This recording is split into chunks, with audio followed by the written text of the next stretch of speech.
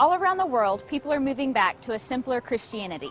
They're leaving behind man-made traditions and asking the question, what does church look like without all the religion? The problem for us here in the West is that for most of us, all we know about doing church is what the traditional church taught us. But we have to go back to the church of the New Testament, back to the church that Jesus talked about. God is using traditional churches in amazing ways, but He's also revealing a new way of doing things. He's pouring out a new wine, which requires a different kind of wineskin. It's not just a smaller version of what we've done before. It's a whole new way of life. But what do you actually do when you come together? What's different, other than the size of the room that you meet in? It's not about coming up with a better system. The idea is to allow the Holy Spirit to do His work without us getting in the way.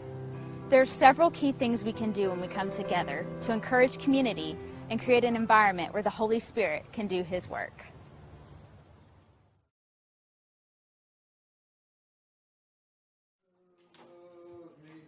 This I know, for the Bible tells me so. Simple church is not Honey, I Shrunk the Church. It's rather a family. It becomes much more of a family. And if the needs are such that family isn't the theme for this week, you shift into being a hospital. If somebody's really got a severe problem of some sort, you sort of shut everything down, take care of the immediate problem. Sometimes you cycle into being a school because there's teaching that needs to happen. And sometimes, hopefully, you cycle into being an army. House church, or sometimes we use the word simple church, does not mean simply meeting in a home. It's a far deeper and more serious revolution than that. What it means is a shift in the way you think about church. I grew up in traditional church. I was a traditional church pastor. And what we saw as church really was the result of a program that you implemented in the context of a meeting. House church is far more than that. First of all, it really is a family. It's a family relationship. And so therefore it's a 24/7 kind of relationship that you enter into with a group of people. Now you meet together, but it's not limited just to meetings. Secondly, it's way more than a program. In fact, we kind of jokingly say a program is what you do when you don't know how to listen to Jesus. Because the foundational element of house church is that Jesus is present. I mean, every believer believes that, says that. Jesus said whenever 2 or 3 are gathered in His name that He would be present. But what does that really mean? I think it means that He wants to be the head of His church. Simple church is a way of living. It has nothing to do with coming together in one sense. Though it has gatherings, though people do gather, and though there's a commitment to that regularly, the reality of simple church is the idea of living out the life of Christ in the midst of the people on a regular basis. So it starts with the concept of where 2 or more are gathered, and Jesus Christ is in their midst. And it literally invades every aspect of life. People, when they think of the word church, they think of a building with a steeple on it, and that's not what church is. Church is God's people involved in doing God's business. And it has nothing to do with the form or the structures or the buildings that are around. And that's why God created us, first to have intimacy with Him and then with each other. So that's really the church, is relationship and to have community.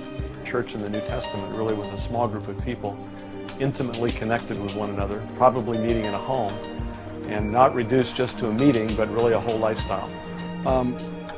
Simple church is a gathering of believers who are in the pursuit of God among the company of friends. And our goal in coming together is to say, Lord, here we are.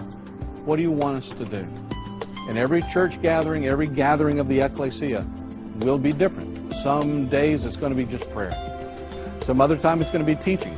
God's doing something that needs to be taught, something that needs to be corrected, and someone's going to teach.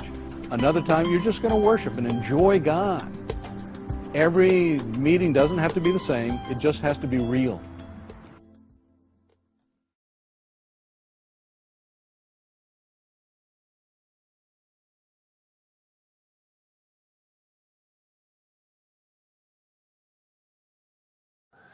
A typical house church, basically about 10, 15 people would do 4 things. They would have a meeting, meeting. They would eat. There's something about eating together that just kind of breaks down the walls. I mean, it's like having communion when you have a meal. And that's what really it's all about. It's a grand part of fellowship to me. It brings people together.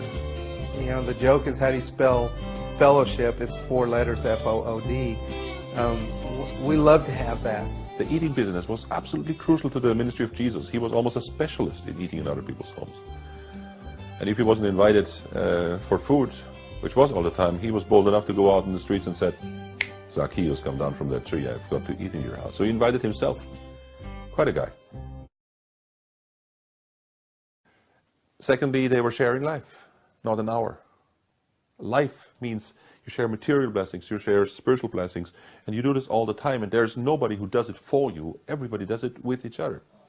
You know, if you walk in with a problem and you walk out with the same problem a couple hours later, the group has failed. You know, there's been times that in my business I've had slow periods. You know, as a general contractor, a builder, and we'd have good times, we'd have slow times. And, you know, the church was always there to provide. And whatever my need was, they would cover it. I couldn't drive because my head was swimming, and for a day or 2 I was even nauseated as well. But I knew that my home church people, they would help. And so I went Sunday night, someone took me, picked me up and took me with one of the other members, and then I shared the problem. And I believe it's really right to say every member over the next hour or day